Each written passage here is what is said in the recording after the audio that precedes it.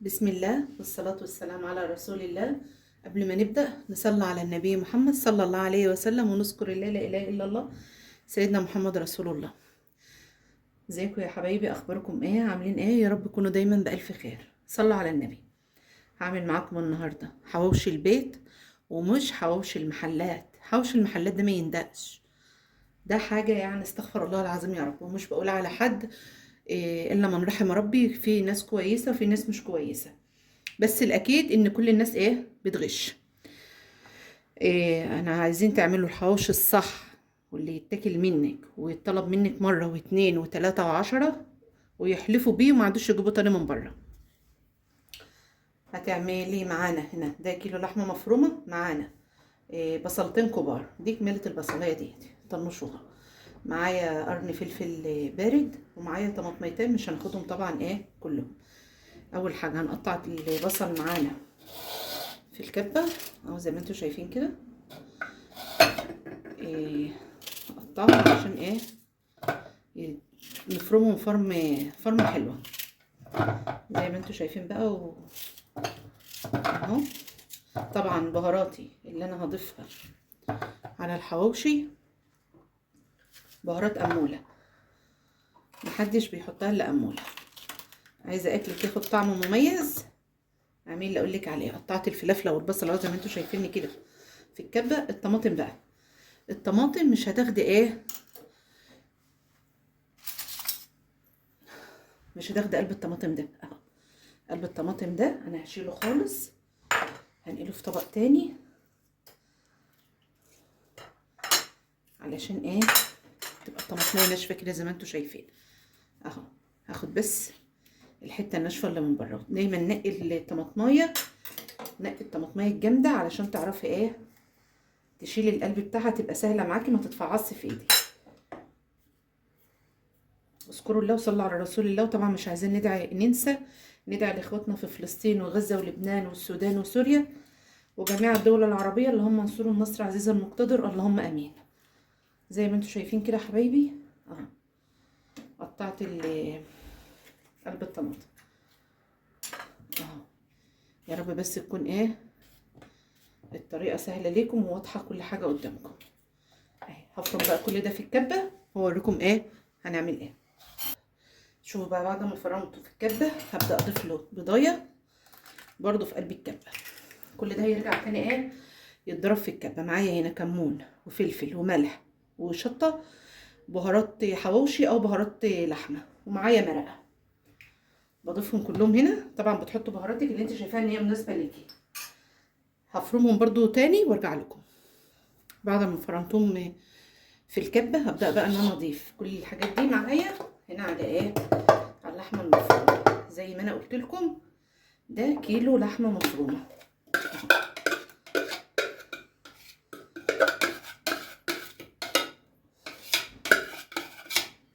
اقلبهم بقى مع بعض تقليبه حلوه وارجع لكم ايه اوريها لكم تاني.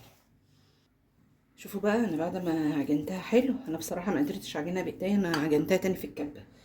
بعد ما عجنتها حلو معايا هنا ربع معلقه صغيره بيكنج باودر. بتضيفها عليها ليه؟ علشان تخليلك اللحمه هشه ومش مكتومه في قلبها. حلوه مكتومه في قلبها دي، انا قصدي على اللحمه مش على حاجه تانية. تقلبها حلو. بعد كده ايه بجيب العيش بتاعي من عند الفران. طبعا بكون قايله للفران انا عاوزه عيش للحواوشي اهو زي ما انتوا شايفين كده اهي. بطلب اركنها بقى دلوقتي على جنب واجهز معاكم ايه اوريكم العيش. شوفوا بقى انا معايا العيش اهو. ده العيش ابيض بتاع حواوشي مخصوص الحواوشي. بجيبه وبفتحه زي ما انتوا شايفين بيبقى سهل الفتح قوي اهو، ولا بتحتاج مقص ولا بتحتاج اي سكينه ولا اي حاجه. بفتحهم كلهم بنفس الطريقه دي اهو. شايفين سهله ازاي؟ عايزه تفتحيه بالمقص عشان يطلع يعني المنظر حلو وكده افتحيه عادي. عايزه تعملي في عيش بلدي اعملي براحتك، بس دوتي العيش اللي مخصص للحواوشي موجود عندنا ايه، ده مخصص للحواوشي. تبدأي تفتحيه كله بطريقة سهلة خالص، ما فيهاش اي حاجة. احسن من الحواوشي اللي انت هتشتريه من بره وهتجيبي لي ولادك يتعبهم ويعييهم، انت ما تعرفيش هم ضايفين فيه ايه ولا حاطين في قلبه ايه. يعني سوري في اللي هقوله، هم بيلموا اي حاجه في باقي فاضله من الذبيحه وبيحطوها كلها في قلب الحواوشي. هم اكيد يعني مش هيبيعوا لك الرغيف ب 30 وب 35 جنيه، هيبقوا محطين فيه لحمه، وفي بيبيعوا باقل من كده كمان. الا لو انت بقى رحت اشتريتي لحمه مخصوص من عند الجزار وخليها تعملها لك حواوشي، دي حاجه تانية بقى. ده كده هو مش هيغش فيها، يعني 100% دي مش هيغش فيه. انما اللي هما بيبيعوه جاهز بره كله مغشوش. سوري بقى على الجرس في ان هو رن. ده هو العيش بعد ما انا خلصته هبدا اعبيه معاكم اهو زي ما انتوا شايفين كده اهي. هجيب بس اللحمه، كل رغيف حط فيه الكميه اللي انت حباها. حبه لحمه كتير ضيفي لحمه كتير، حبه لحمه قليله يعني على قد الميزانيه وكده ضيفي اللحمه القليله. اعملي اللي انت شايفاه إيه صالح وهيكفي ولادك وبيتك اهو. هبدأ اعبيهم كلهم بنفس الطريقة وهوريهم لك كلهم بعد ما اخلصهم.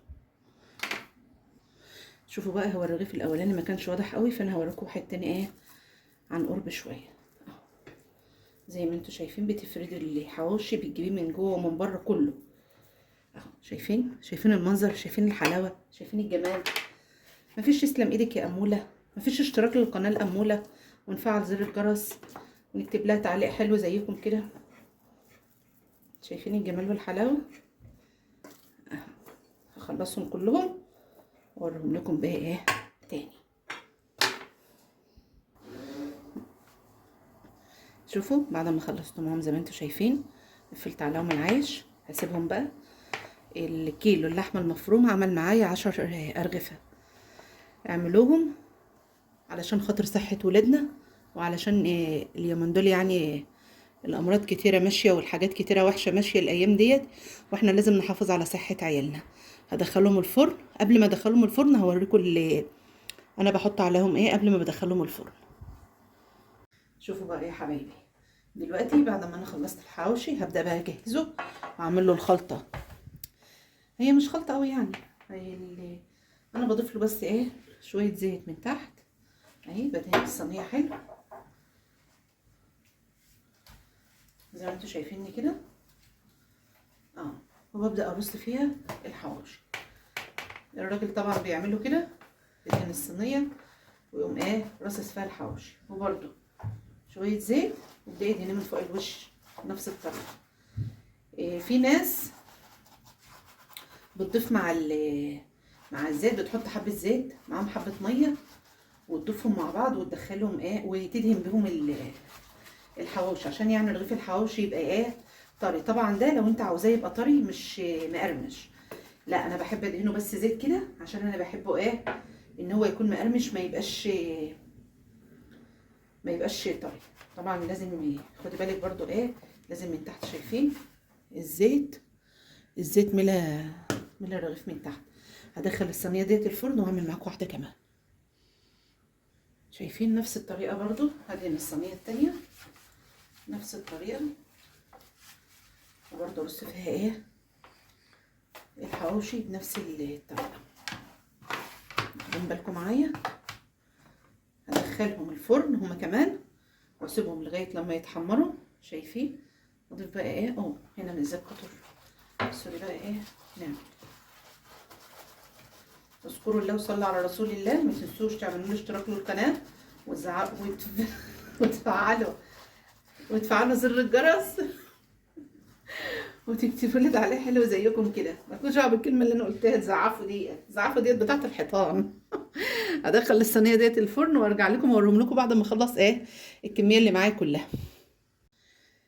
بعد ما الحواوشي طلع اهوت من الفرن زي ما انتم شايفين ما شاء الله عليه. اللحمه جميله ازاي، ماسكه نفسها ازاي في قلب الرغيف اهو. شايفين ما شاء الله دسمه وجميله ما شاء الله. جربوا الوصفه هتعجبكم. قدموها مع لفت، مع شيبسي، مع طحينه، مع اي حاجه. شايفين اللهم صل على النبي ما شاء الله.